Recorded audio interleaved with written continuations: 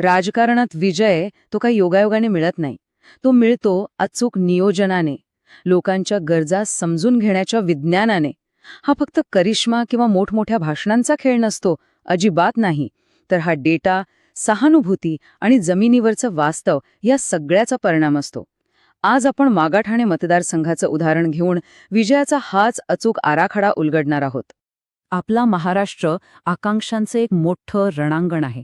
प्रत्येक मतदारसंघाची स्वतःची एक वेगळी गोष्ट आहे, स्वतःची आव्हानं आहेत.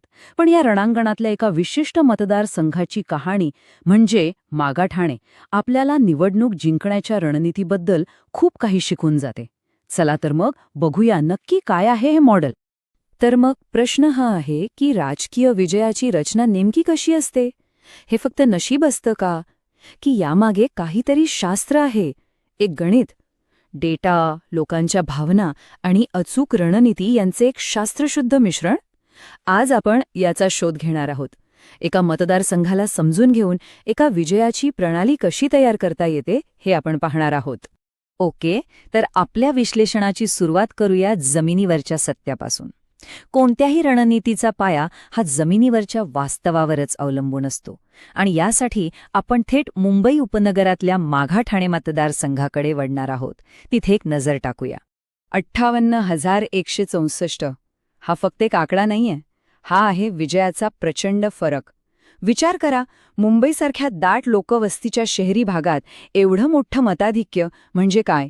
हे तिथल्या खोलवर रुजलेल्या राजकीय समीकरणाचं आणि एका मजबूत संघटनात्मक पकडीचं प्रतीक आहे. यावरूनच लक्षात येतं की इथलं राजकीय आवाहन किती मोठं आहे. पण राजकारण लोकांच्या रोजच्या जगण्यापासून वेगळं नसतं, नाही का? इथल्या लोकांच्या मुख्य तक्रारी काय आहेत? पाण्याची तीव्र टंचाई, म्हणजे अनेकदा टँकरवर अवलंबून राहावं लागतं. सार्वजनिक वाहतुकीचा बोजवारा, ज्यामुळे रोजचा प्रवास एक संघर्ष बनतो. रखडलेले पुनर्विकास प्रकल्प, ज्यामुळे कित्येक कुटुंबांचं हक्काच्या घराचं स्वप्न अपूर्ण आहे. आणि या सगळ्यावर कहर म्हणजे वाढती महागाई आणि रोजगाराची चिंता. या समस्या निवडणुकीचे मुद्दे नाहीत, तर लोकांच्या जगण्याचे प्रश्न आहेत. ठीक आहे, जमिनीवरची परिस्थिती तर आपण पाहिली. आता जरा आकड्यांच्या डोकावून बघूया, कारण प्रत्येक आकडा हा मतदारांनी दिलेला एक संदेश असतो. चला, ह्या मतदारसंघातील जनादेशाचं विश्लेषण करूया. पुन्हा एकदा हा आकडा बघा, 58,164. 2024च्या निवडणुकीतला हा फरक प्रतिस्पर्ध्यांसाठी एका मोठ्या डोंगरासारखा आहे. ही आघाडी फक्त मतांची नाहीये, तर गेल्या काही वर्षांमध्ये मतदारांमध्ये जो विश्वास तयार झाला आहे त्याचीही असू शकते. आणि त्याला भेदणं सोपं नाही. या आकड्याचा अर्थ समजून घेतल्याशिवाय पुढची रणनीती आखताच येत नाही. आता हा आकडा बघा, जवळपास 60% मतदान. मुंबईसारख्या शहरात मतदानाची टक्केवारी तशी कमी असते, पण इथे ती वाढताना दिसतीये. याचा अर्थ काय? याचा अर्थ मतदार अधिक जागरूक होत आहेत, लोकांचा सहभाग वाढतोय. आणि ही एक मोठी संधी आहे. जे मतदार पूर्वी मतदानाकडे पाठ फिरवत होते, त्यांना आता मतदानासाठी प्रवृत्त करण्याची शक्यता निर्माण झाली आहे. आणि आता एक सगळ्यात महत्त्वाचा मुद्दा, 2014 साली काँग्रेस पक्षाला इथे जेमतेम 7.5% मतं मिळाली. त्यानंतर काय झालं? 2019 आणि 2024मध्ये पक्षाने उमेदवारच दिला नाही. याचा सरळ अर्थ आहे की पारंपरिक धर्मनिरपेक्ष आणि अल्पसंख्याक मतांसाठी एक मोठी पोकळी निर्माण झाली आहे. या मतांना वाली कोण हा प्रश्न सध्या अनुत्तरित आहे. हा तक्ता बघा, तो गेल्या 15 वर्षांची कहाणी सांगतो.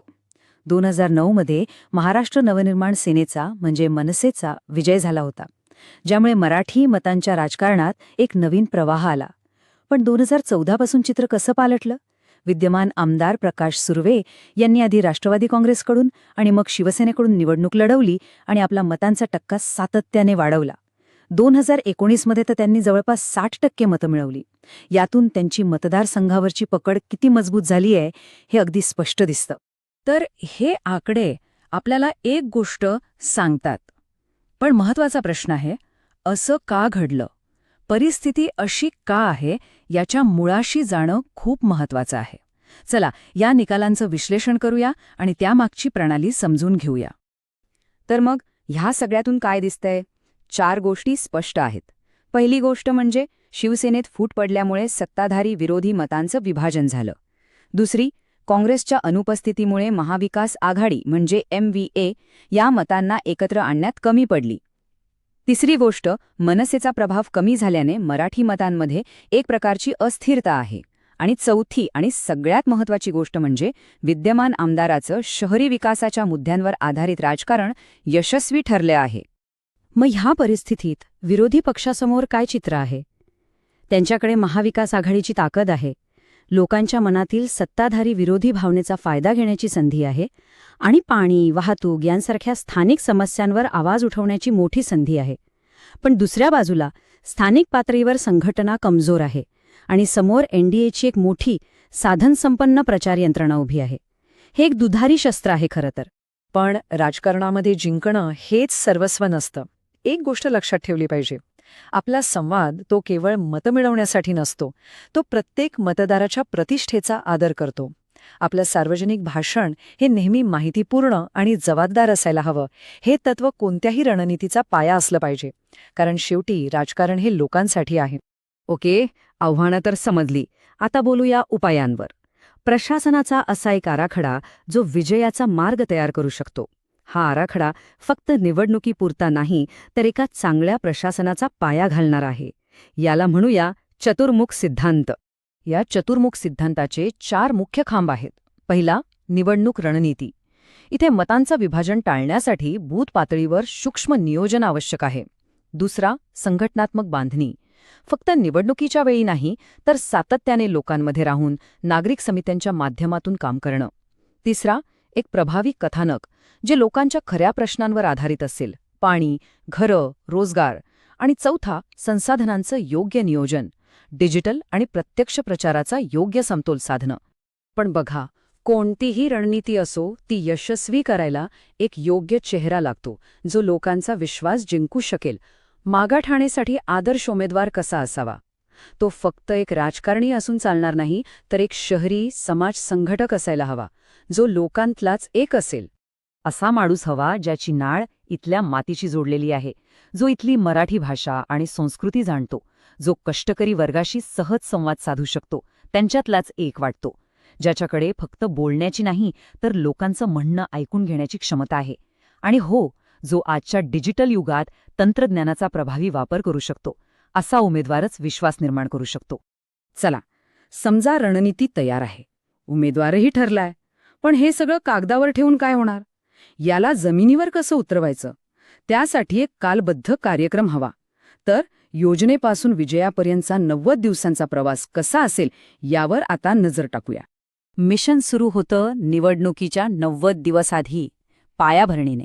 घरोघरी जाऊन लोकांच्या समस्यांची नोंद घेणे. 60 दिवस आधी आघाडीची एकजूट दाखवून एक विश्वासार्ह कथानक लोकांसमोर मांडणे. 30 दिवस आधी प्रचाराची तीव्रता वाढवणे, प्रत्येक माध्यमातून लोकांपर्यंत पोहोचणे.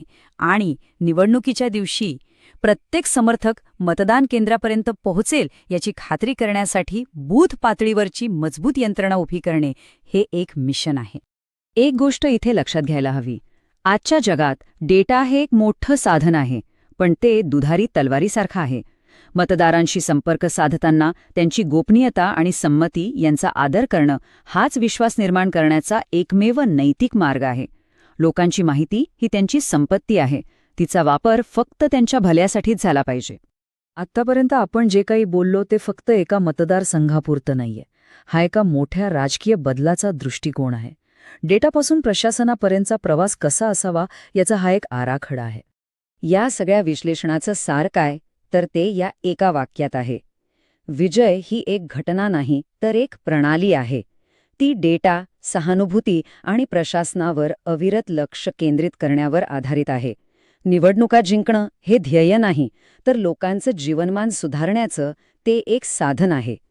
आणि शेवटी एकच प्रश्न उरतो, डेटा आधारित प्रशासनाचा हा आराखडा फक्त मागाठाणेपुरता मर्यादित आहे की तो भारतातील शहरी राजकारणाचं भविष्य बदलू शकतो?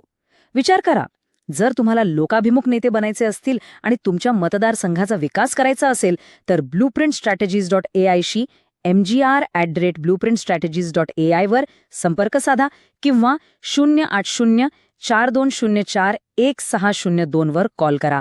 राजकारणापलीकडचा उद्देश.